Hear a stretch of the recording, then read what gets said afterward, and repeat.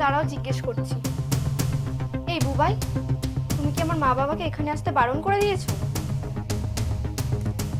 হ্যাঁ, আমি আসতে বারণ করেছি পুরোপুরি। কেন? হ্যালো মা, আমি তোমাকে 5 মিনিট পর ফোন করছি। এই, তুমি কিন্তু আমার মা বাবাকে নিয়ে এসব বলতে পারো না। কি বলছো তুমি এসব? হ্যাঁ, উল্টা আবার কি বলেছি? দুজনেই তো বুড়ো বুড়ি, তাই বলেছি। বুবাই প্লিজ, একটু রেসপেক্ট দিয়ে কথা বলো। ওরা আমার বাবা মা। তুমি কেন ওদেরকে এখানে আসতে বারণ করেছো? কেন বারণ করবো না? এটা তো আমার বাড়ি। আর আমি তো প্রথমে ভেবেছি ওরা তো এখানে দুদিনের জন্য বেড়াতে আসতে চাইছে, কিন্তু এখন তো আমি শুনতে পাচ্ছি ছেলে বৌমা বাড়ির থেকেই তাড়িয়ে দিয়েছে। আমি কি এখানে ধর্মশালা খুলে বসেছি? আরে তুমি একবার ওদের দিকটা তো ভেবে দেখো। তুমি জানো তো ওদের সাথে কি হয়েছে? দাদা বৌদি ওদের ঘর থেকে বার করে দিয়েছে। বৌদি আমার মা বাবার সাথে মানিয়ে নিতে পারছে না, তাই তো মা আমাকে ফোন করেছে। আর তুমি এরকম করছো? ভুলটা তো তোমার দাদা বৌদির, আর আমি কেন তার মাসুল গুনতে যাব? আর আমি তো বুঝতে পারছি না তুমিই বা কেন এত বেশি চিন্তা করছো। যেখানে খুশি যাক, আমাদের কি? এই 1 মিনিট, তোমার হয়েছে কি বলো তো? তুমি ওদের সম্বন্ধে এরকম কেন কথা বলছো? আর কেন আমি ওদের চিন্তা করব না? ওরা তো আমার মা বাবা। আরে ওরা কত আশা নিয়ে আমাকে ফোন করেছিল, ছেলেটার তো এই অবস্থা, একমাত্র মেয়েটা তো আছে এই ভেবে। কিন্তু ওদের ফোন করে কি শুনতে হলো? যে ওদের জামাই নাকি ওদের এখানে আসতে বারণ করছে।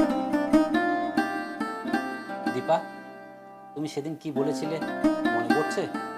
এ বাড়িতে শুধু তুমি আর আমি থাকবো, কোনো বুড়ো বুড়ি নয়। আমরা তো দুজন বেশ ভালোই ছিলাম, মাঝখানে আবার এই সমস্ত বুড়ো বুড়ি কেন আসে?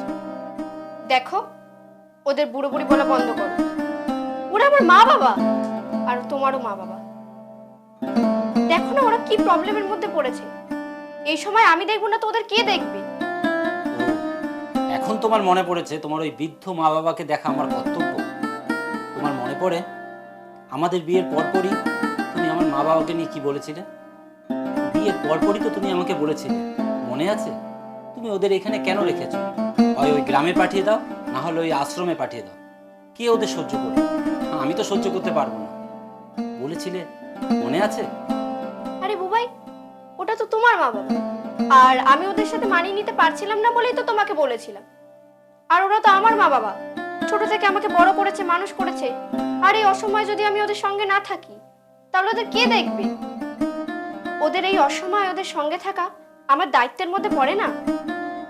ও, তোমার মা বাবা তোমাকে এই ছোট থেকে বড় করেছে, মানুষ করেছে, তোমাকে বিয়ে দিয়েছে, এগুলো যদি তোমার সমস্তটাই এখন দায়িত্বের মধ্যে পড়ে, আর আমার বাবা মা কি আমাকে ছোট থেকে বড় করেনি, আমাকে মানুষ করেনি, খাইয়ে দাইয়ে বড় করেনি? আজকে যে আমি কাজ করে খাচ্ছি, সেগুলো তো আমার বাবা মার জন্যই। এখানে কি আমার কোনো দায়িত্ব কর্তব্য কিচ্ছু নেই? শুধুমাত্র আমি তোমার কথায় ওদেরকে এই বাড়ি ছেড়ে গ্রামে পাঠিয়ে দিয়েছি। এটা কি আমার দায়িত্ব কর্তব্যের মধ্যে পড়ে? দেখো বুবাই, এখন তো কিছু করার নেই, আমি সব বুঝতে পারছি। কিন্তু আমার মা বাবার এই অবস্থায় একটু তুমি আশ্রয় দাও, আমি তোমার কাছে হাত জোড় করছি। সেদিনকে কিন্তু আমি তোমার কাছে এভাবেই অনুরোধ করেছি, তুমি কিন্তু শোনো না। তবে তুমি চিন্তা করো না, আমি ওদেরকে এখানে আশ্রয় দেবো। আমি তো আর তোমার মতো নই। তবে আমারও কিন্তু একটা কন্ডিশন আছে। কন্ডিশন? কি কন্ডিশন? ফোন করো তোমার বাবা মাকে। তবে হ্যাঁ, তার আগে তুমি আমার বাবা মাকে ফোন করো। তুমি কিন্তু ফোন করবে, ফোন করে তাদের এখানে আসতে বলবে। যদি আমার মা বাবা এখানে থাকে, তাহলেই তোমার মা বাবা এখানে থাকতে পারবে। এটাই কন্ডিশন। মা বাবারা না সবসময় মা বাবাই হয়, সে তোমার মা বাবা হোক আর আমার মা বাবা, দুজনেই ওরা এখানেই থাকবে। আর আমরা সবাই প্রত্যেকে ওদের যত্ন করব। সরি বুবাই, আমি সত্যি অনেক বড় ভুল করে ফেলেছি, আমাকে ক্ষমা করে দিও। যাও,